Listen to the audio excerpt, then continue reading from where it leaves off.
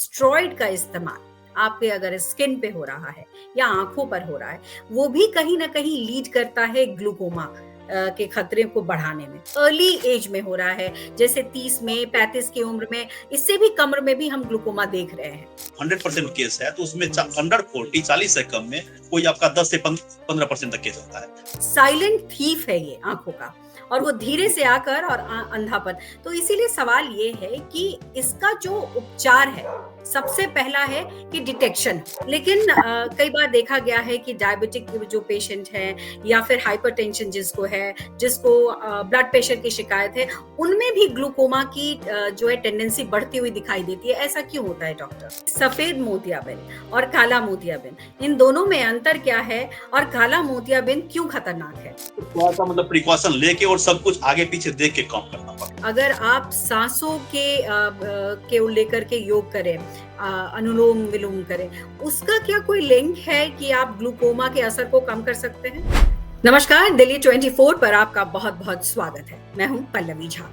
दिल्ली 24 हमेशा ही ये प्रयास करता है कि आपको अच्छी खबर और जानकारी पहुंचाता रहे, और इसी क्रम में आज भी हमारी यही कोशिश है। जैसा कि आप जानते हैं कि अगर आप स्वस्थ रहेंगे तभी किसी भी क्षेत्र में आप प्रगति कर सकते हैं, किसी भी क्षेत्र में आप विकास कर सकते हैं। और स्वस्थ रहने के लिए शरीर का हर जो अंग है वो स्वस्थ होना चाहिए, खासकर जिसे हम कहते हैं कि वो दिल की जुबान होता है। कौन सा वो अंग है? आप खुद अंदाजा लगा सकते हैं इस वक्त कि कहते हैं ना कि आंखें भी होती हैं दिल की जुबान। इसीलिए आंखों का खास ख्याल रखना बेहद जरूरी है, और इसीलिए आज हम इसी पर चर्चा करेंगे। और हमारे साथ एक खास मेहमान जुड़ रहे हैं। उनका नाम है डॉक्टर सुमन कुमार, जो कि जाने माने नेत्र विशेषज्ञ हैं, और वो जो है कैटरैक्ट और ग्लूकोमा के खास करके एक्सपर्ट है। पाटलिपुत्रा नेत्रालय से जुड़े हुए हैं। चूंकि एक जानकारी हम आपको ये भी दे दें कि आज विश्व भर में वर्ल्ड ग्लूकोमा डे मनाया जा रहा है। बहुत लोग सोच रहे होंगे कि ग्लूकोमा क्या होता है, लेकिन बहुत लोगों को पता भी होगा कि ग्लूकोमा क्या होता है। तो इसको आसान सी भाषा में हम आपको समझाएं तो सफेद मोतियाबिंद और काला मोतियाबिंद। सफेद मोतियाबिंद के बारे में ज्यादातर लोगों को पता होता है, लेकिन ग्लूकोमा को ही काला मोतियाबिंद कहते हैं। और आपको एक आंकड़ा बताते हैं जिसको सुनकर आप जो है चौंक जाएंगे। जानते हैं वो आंकड़ा क्या है? भारत में 1 करोड़ 20 लाख लोग ग्लूकोमा से पीड़ित है, और ये वो बीमारी है जो बिना आहट, बिना दस्तक के आती है और आंखों को अंधा करके चली जाती है। इसीलिए आज ये टॉपिक समझना, जानना और इसके बारे में जानकारी रखना जरूरी है, क्योंकि देश में जिस तरीके से केसेस बढ़े हैं उससे चिंताएं भी बढ़ी हैं, और इसकी बहुत सारे कारण भी हैं। तो आइए हम शुरुआत करते हैं। डॉक्टर का परिचय हमने करा दिया आपको, अब हम अपने डॉक्टर का बहुत स्वागत करते हैं। डॉक्टर सुमन कुमार, आपका बहुत बहुत स्वागत है दिल्ली 24 पर। और जिस तरीके की चर्चा हम चाहते हैं आज, आपसे बेहतर कोई बता भी नहीं सकता, क्योंकि आप नेत्र विशेषज्ञ हैं। और हमने जैसे बताया कि देश में 1 करोड़ 20 लाख लोग ग्लूकोमा के शिकार हैं डॉक्टर। ये आंकड़ा बहुत बड़ा है, और ऐसे में चिंता करना बेहद जरूरी है। लेकिन चिंता के साथ साथ ये भी जरूरी है कि इसको समझा जाए और इस पर रोकथाम लगाई जाए। धन्यवाद मैम, और बहुत बहुत धन्यवाद आपका। जैसे कि आप लोगों को सबको पता है, आज विश्व ग्लूकोमा दिवस है। सबसे बड़ा प्रॉब्लम क्या है, सबसे बड़ी कठिनाई क्या है ग्लूकोमा में? ग्लूकोमा का तो एक बहुत सारा टाइप होता है। जैसे बहुत कंडीशन में हो सकता है, लेंस इंड्यूस हो सकता है, या कुछ और बीमारी होती है यूवेटाइटिस बोलते हैं, उसकी वजह से हो सकती है। तो वो तो खैर अलग मैटर हो। मेन जो हम लोग ये ग्लूकोमा या काला मोतिया जो बोलते हैं, सबसे बड़ा प्रॉब्लम इसमें ये है कि जैसे मोतियाबिंद है, आपका कंप्लेन होगा कि आपकी धीरे धीरे रोशनी कम हो रही है। ये तो आप डॉक्टर से अपने नजदीक डॉक्टर से दिखाने के लिए। इसके साथ सबसे बड़ा प्रॉब्लम क्या है, इसका कोई कंप्लेन नहीं होता। और जब तक आपका कंप्लेन होता है, तब तक आप कुछ बचाने की स्थिति में नहीं रह सकते। इरिवर्सिबल डैमेज है, धीरे धीरे इसमें आंख का नर्व है, जो नस है वो सूखता है, और एक बार जो पार्ट सूख गया वो तो सूख गया।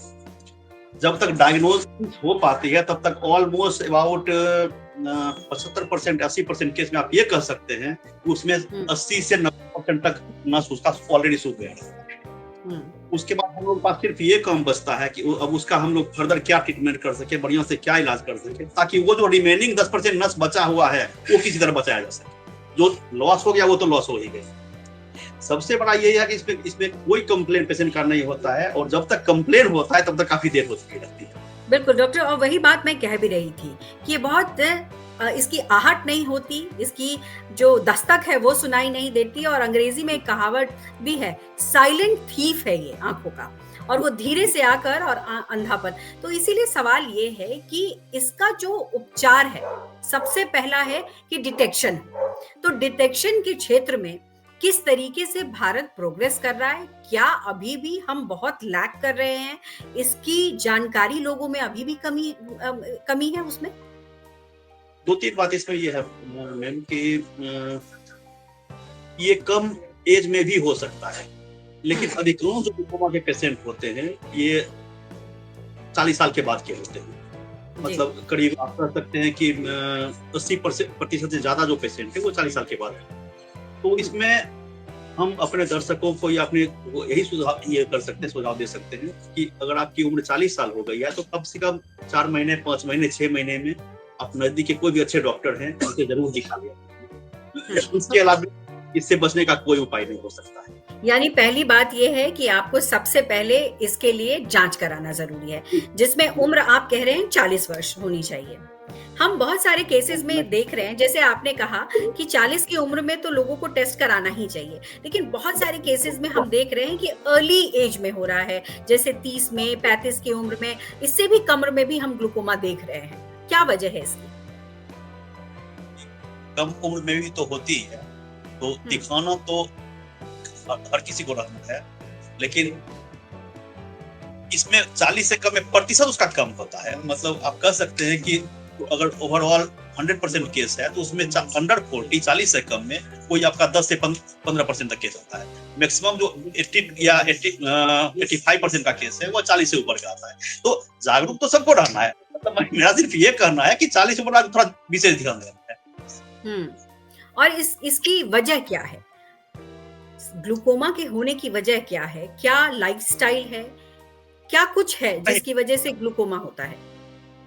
कोई लेना देना नहीं है। कुछ केसेस इसके हेरिडिटरी होते हैं, वो भी कुछ ही केस, मतलब आप कह सकते हैं कि 25% या 30% तक हेरिडिटरी होते हैं। मतलब अगर फादर में, मदर में अगर ग्लूकोमा का हिस्ट्री है तो उसके मतलब बच्चे भी हैं या उनके फैमिली मेंबर जो भी हैं उनको थोड़ा सा रेगुलर ज्यादा ध्यान देने की जरूरत है। उसके अलावा आप ये बचाने का कोई उपाय नहीं है, इसका कोई कॉज नहीं होता है, बस रेगुलर चेकअप ही इसका बचाव है। रेगुलर चेकअप और सही इलाज। डॉक्टर साहब, 9 मार्च से लेकर के 15 मार्च के बीच में ग्लूकोमा वीक है, और इसमें लगातार आप जैसे जो नेत्र विशेषज्ञ हैं, जो टैलेंटेड डॉक्टर्स हैं, वो अवेयरनेस फैला रहे हैं। आप भी हमारे दर्शकों को अवेयर करने की कोशिश कर रहे हैं। ऐसे में जब ग्लूकोमा होता है, जाहिर तौर पर आपने कहा कि बहुत धीरे से आता है और किसी आहट के बिना आता है, लेकिन कई बार देखा गया है कि डायबिटिक जो पेशेंट हैं या फिर हाइपरटेंशन जिसको है, जिसको ब्लड प्रेशर की शिकायत है, उनमें भी ग्लूकोमा की जो है टेंडेंसी बढ़ती हुई दिखाई देती है। ऐसा क्यों होता है डॉक्टर? मैं बता चुका कि कुछ बीमारी से ये रिलेटेड भी होता है। डायबिटीज का डायरेक्ट ग्लूकोमा से कोई रिलेशन नहीं होता है, लेकिन डायबिटीज का जब कॉम्प्लिकेशन आप पे स्टार्ट हो जाता है उसके बाद वो सेकेंडरी ग्लूकोमा क्रिएट करता है, तो वो आप उसको आप अलग कैटेगरी में रख सकते हैं। वो नॉर्मल ग्लूकोमा नहीं, वो फिर अगर वो होता है तो फिर डायबिटीज का जो है पर्दा में चेंज है, आपको उसका इलाज करना पड़ेगा, तो उसको आप नॉर्मल कैटेगरी में रख सकते हैं। डायबिटीज में, डायबिटीज में, कैटरेक्ट में, हाइपरमेच्योर होने पे, तो वो सब अलग कैटेगरी में। नॉर्मल जो हम लोग ग्लूकोमा की बात कर रहे हैं, नॉर्मल ग्लूकोमा, उसका ये भी डॉक्टर हमारे दर्शकों को बताइए कि सफेद मोतियाबिंद और काला मोतियाबिंद, इन दोनों में अंतर क्या है, और काला मोतियाबिंद क्यों खतरनाक है? अंतर है, असल में सफेद मोतियाबिंद जो हम लोग बोलते हैं मोतियाबिंद को बोलते हैं, और काला ग्लूकोमा को बोलते हैं। तो सफेद या मोतियाबिंद जो कहते हैं तो उसमें तो कुछ नहीं, अगर मोतियाबिंद हुआ हम लोग सर्जरी कर देते हैं, अच्छी सर्जरी हो जाएगी, सब कुछ ठीक रहेगा, कुछ करना नहीं है उसमें। लेकिन मोतिया में तो फिर इरिवर्सिबल ये डैमेज है। और ऐसे में ये बताइए कि किस तरीके की टेस्टिंग होती है? अब हमारे देश में क्या एडवांसमेंट आया है काले मोतियाबिंद के टेस्ट को लेकर के? दो तरह की जांच है। पहले फर्स्ट रूटीन एग्जामिनेशन जो पेशेंट का जो हर किसी का जो किया जाता है वो हुआ, उसके बाद आंख का प्रेशर जांच करना, उसके बाद पेरीमेट्री करना, उसके बाद ओसीटी करना, और कोई भी एक टेस्ट से हम लोग डायग्नोसिस नहीं कर पाते हैं। चार चीज को कोरिलेट करना पड़ता है, तब हम लोग एक पॉइंट पे पहुंचते हैं कि एक्चुअली एक पेशेंट ग्लूकोमा का है या ट्रीटमेंट चलाना है या नहीं चलाना। किसी एक पॉइंट पे हम प्रेशर बढ़ा हुआ देख लिया और उसको ग्लूकोमा बोल दिया, ऐसा नहीं होता है। 3-4 पॉइंट है, 3-4 ये है, उसको सब कुछ को देख के सब कुछ को कोरिलेट करके तब एक पॉइंट पे पहुंचता है। हाँ, अगर एडवांस फॉर्म का हो चुका है तब तो कुछ करने तो साफ दिख ही रहा है। लेकिन अगर इनिशियल स्टेज है तो उस पर 3-4 पॉइंट को कोरिलेट करना है, तब हम लोग एक पॉइंट पे पहुंचते हैं ग्लूकोमा का केस है या ग्लूकोमा केस नहीं। अच्छा डॉक्टर, यहाँ ये भी ज़रूरी है समझना कि हम विगत वर्षों को देखें तो ये घटने के बजाय बढ़ा ही है। अवेयरनेस जितनी लोगों में पहुंचनी चाहिए, मानते हैं कि अवेयरनेस उस लिहाज से नहीं पहुंची है, लेकिन ये बढ़ा क्यों? जैसा कि आपने कहा कि इसका बहुत डायरेक्ट लिंक नहीं है किसी बीमारी से, लेकिन बढ़ने की कोई वजह तो होगी। कोई बढ़ने की वजह मुझे नहीं लग रही है। कोई ग्लूकोमा केस बढ़ गया, समय के साथ आम आदमी में भी थोड़ी जागरूकता बढ़ी है, थोड़ा डॉक्टर से दिखाने की टेंडेंसी बढ़ी है, तो केस ज्यादा डायग्नोज हो रहा है, बढ़ गया। ऐसा मतलब डायग्नोज बढ़ा है, इसलिए हमें आंकड़े बढ़े हुए मिल रहे हैं। अच्छा डॉक्टर, एक चीज और भी आपने से समझना चाहूंगी। कहते हैं कि स्टेरॉइड का इस्तेमाल आपके अगर स्किन पे हो रहा है या आंखों पर हो रहा है, वो भी कहीं ना कहीं लीड करता है ग्लूकोमा के खतरे को बढ़ाने में। क्या ऐसा है? कुछ पेशेंट जो होते हैं, कुछ पर्सन होते हैं, वो स्टेरॉइड रिस्पोंडर हम लोग उसको बोलते हैं। उसमें क्या है कि पेशेंट जिनकी स्टेरॉइड का ड्रॉप डाल देते हैं, उनका प्रेशर सडन इंक्रीज करता है, वो हम लोग स्टेरॉइड रिस्पोंडर उनको बोलते हैं। उनका परसेंटेज ज्यादा नहीं होता है, कुछ कम ही होता है, तो आप कह सकते हैं कि 100 में 4 या 5 हो सकते हैं इस टाइप से। लेकिन अगर लॉन्ग टर्म यूज हो रहा है, सपोज कीजिए कि चल रहा है, कोई अदर डिजीज है, स्टेरॉइड प्रेस्क्राइब हो गया 4 महीने 5 महीने पेशेंट, तो उसमें प्रेशर का बढ़ना ही बढ़ना है, तो उसका स्टेरॉइड चलाना ही पड़ा, टेपरिंग करके चलावे या कुछ दिन चलावे फिर बंद करें, इस टाइप से। स्टेरॉइड रिस्पोंडर जो होते हैं, मतलब उनमें क्या होता है कि आज आप प्रेस्क्राइब किए स्टेरॉइड, 4 या 5 दिन या 7 दिन डाला, उसका प्रेशर राइज कर। तो स्टेरॉइड का मतलब प्रिकॉशन लेके और सब कुछ आगे पीछे देख के काम करना पड़ता है। ऐसे में एक सवाल और भी डॉक्टर, आजकल बहुत कॉमन है कि अपने स्किन को ग्लो करने के लिए लोग ब्राइटनिंग स्किन के लिए बहुत सारे कहते हैं कॉस्मेटिक का इस्तेमाल करते हैं। उसमें भी कहीं ना कहीं स्टेरॉइड्स की मात्रा होती है। जो ब्राइटनिंग क्रीम है वो कितना असर डालता है? स्टेरॉइड का कोई डायरेक्ट अभी तक तो एविडेंस मतलब हम लोग को नहीं मिला है, या कोई लिटरेचर में अभी तक नहीं आया है, तो इसमें कुछ भी बोल सकते हैं, लेकिन उसका कोई डायरेक्ट अभी तक नहीं आया है जी। तो ऐसे में डॉक्टर, जैसे आपने कहा कि देखिए इसका चेकअप कराना बहुत जरूरी है, लेकिन एक स्टडी हम देख रहे थे, उसमें कहते हैं कि अगर आप योगा करें, अगर आप सांसों के लेकर के योग करें, अनुलोम विलोम करें, उसका क्या कोई लिंक है कि आप ग्लूकोमा के असर को कम कर सकते हैं? बिल्कुल लिंक है, और उसका असर तो होता ही होता है। कितना परसेंट होगा ये नहीं कर सकते, लेकिन होता तो जरूर है। तो बेटर है कि अगर आपका ग्लूकोमा डायग्नोज हो गया है, तो आपका जो मेडिसिन चल रहा है, दवाई चल रही है, वो तो चल ही रही है, साथ में आप उसका योगा का कुछ ये जरूर करें, और बेनिफिट तो होता ही है। जी। अच्छा डॉक्टर, ये भी हमारे दर्शकों को बताइए कि आखिर क्या बड़ी वजह है जिसको लेकर के ग्लूकोमा के केसेस में हम देखें तो अवेयरनेस बहुत कम है लोगों में। आप क्या वजह मानते हैं कि क्यों लोगों में इतनी अवेयरनेस नहीं है, और लोग जब आप तक पहुंचते हैं तब तक बहुत देर हो चुकी होती है? और दूसरी समस्या क्या है मैम, कि क्योंकि ग्लूकोमा की दवा जो आती है थोड़ी महंगी आती है। कोई भी दवा मतलब जो अच्छी दवा है 500 से कम में आती नहीं। तो पेशेंट में सबसे बड़ा प्रॉब्लम क्या होता है कि आप आज उनको प्रेस्क्राइब किए, आपने उनको बोल दिया कि ठीक है ये दवाई चलती रहेगी, महीने 2 महीने आके दिखाइए। वो क्या करते हैं, दवाई ले लिए, एक भाई ले लिए, 10-15 दिन में वो भाई खत्म हो गई, फिर खरीदते ही नहीं। तो आपने उनको दवाई लिख दी, अब वो क्या हो गया कि 10 दिन 15 दिन दवाई डाले, अब उनको कोई फायदा तो समझ में आया नहीं, उससे फायदा तो कुछ होना नहीं है, दवाई तो आपने इसलिए दिया है कि अब जो बचा है वो बचा रहे। पेशेंट को लगता है कोई फायदा हुआ नहीं, अब क्यों डाला जाए, इतनी महंगी दवा छोड़ दिए। तो अवेयरनेस की भी जरूरत और दवाई का कॉस्टिंग की भी जरूरत है।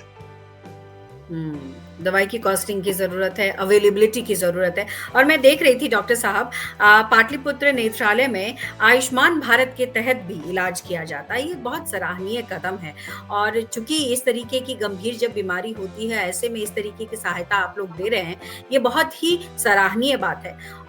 और भी चैलेंजेस है ग्लूकोमा को लेकर के, जिसमें डॉक्टर्स हम ये देखते हैं, जैसे आपने कहा गाँव में लोगों में अवेयरनेस नहीं है, दवाइयों की काफ़ी ज़्यादा कमी है और प्लस एक्सपर्टीज नहीं है डॉक्टर्स के पास इसके इलाज को लेकर के।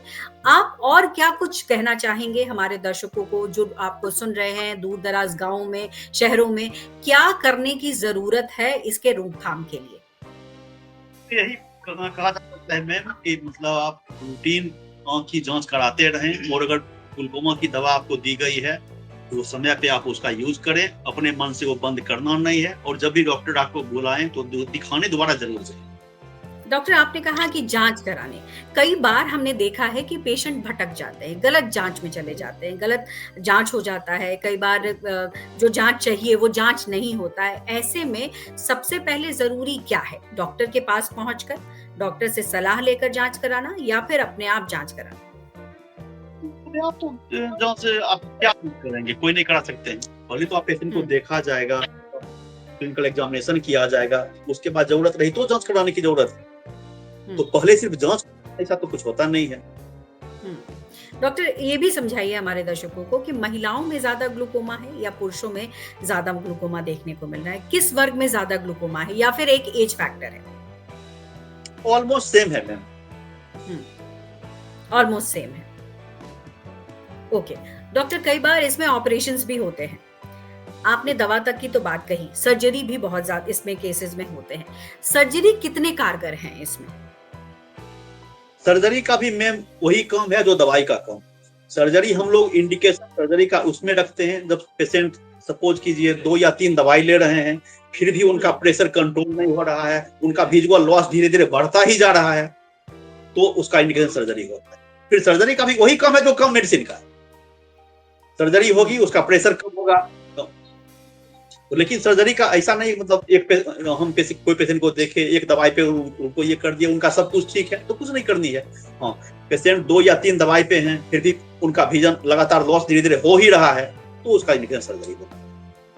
तो और सर्जरी में कितनी एफिशिएंसी होती है इसकी? मतलब सर्जरी कराने के बाद क्या ये खतरा कम हो जाता है या फिर खतरा बना रहता है? हो सकता है सर्जरी के बाद भी दवाई पूरी बंद नहीं करनी पड़े, 1 या 2 दवाई उसके बाद भी चलानी पड़े, लेकिन फायदा तो काफी होता है सर्जरी से। हो सकता है सर्जरी कर दिए फिर दवाई की जरूरत ही नहीं पड़े, ऐसा भी होता है। लेकिन कभी कोई केस में मतलब 100 में आप 10% या 20% कर सकते हैं कि एक आध ड्रॉप की बाद में जरूरत पड़ती है, तो चलेगा, वो चलता ही नहीं। जी डॉक्टर, गांव में तो चलिए एक बात को समझा जा सकता है कि लोगों को वहाँ अवेयरनेस की बहुत ज्यादा कमी है, लेकिन शहरों में ज्यादातर लोग अवेयर होते हैं। ऐसे में बहुत लोग बोटॉक्स भी कराते हैं। ये बोटॉक्स का क्या रिलेशन है? क्या बोटॉक्स की वजह से भी जो फिलिंग होती है उसकी वजह से भी ग्लूकोमा का खतरा बढ़ता है क्या? क्या किसी व्यक्ति जो कि हेल्दी है बोटॉक्स करा लिया उसको ग्लूकोमा हो सकता है? नहीं मैम, ऐसा कोई इंडिकेशन नहीं का ग्लूकोमा से कोई रिलेशन नहीं। इसका ग्लूकोमा से कोई रिलेशन नहीं है। यानी कुल मिलाकर डॉक्टर आपका ये कहना है कि ये जो साइलेंट थीफ है उसकी जानकारी से ज्यादा ये जरूरी है कि अगर सर्टेन एज आपने अटेंड कर लिया यानी 40 के आसपास, तो आप आंखों का ख्याल रखिए यानी टेस्ट कराइए। आंखों का ख्याल तो खैर सबको रखना है, मेरा सिंपल ये कहना कि 40 से ये ज्यादा अगर आपकी उम्र हो गई है तो आपको थोड़ा सा ज्यादा कॉन्शियस होना पड़ेगा, ज्यादा रूटीन एग्जामिनेशन अपने आप को दिखाना पड़ेगा कई बार। चलिए डॉक्टर, बहुत बहुत शुक्रिया आपका, आपने बहुत सारी जानकारी दी हमारे दर्शकों को, बारीक से बारीक चीजें बता दी हैं। मुझे लगता है कि शहरों में रहने वाले लोग चाहे वो गांव में रह रहे हो, सभी आज ये समझ गए होंगे कि काला मोतियाबिंद किस तरीके का खतरनाक थीफ है, चोर है जो धीरे से आता है और आंखों को चुरा कर ले जाता है। तो हम नहीं चाहेंगे कि किसी की आंखें जो है वो खराब हो, चोरी हो या अंधेपन के शिकार हो। आपने इतनी बारीकी से जानकारी दी है उसके लिए बहुत बहुत शुक्रिया। हम यही कोशिश करेंगे कि हम अपने दर्शकों को लगातार इसी तरीके से महत्वपूर्ण जानकारी देते रहें। दिल्ली 24 लगातार ये कोशिश भी कर रहा है और आज हमने आपके आँखों के बारे में बहुत कुछ बताया। हमारे डॉक्टर जो कि बहुत प्रख्यात डॉक्टर हैं, डॉक्टर सुमन कुमार, उन्होंने एक-एक जानकारी आप तक पहुँचाने की कोशिश सिर्फ़ इसलिए की है कि आप अपनी आँखों का ख़्याल अच्छे से रख सकें। चलिए, बहुत-बहुत शुक्रिया। स्वस्थ रहिए, सुरक्षित रहिए और दिल्ली 24 से जुड़े रहिए।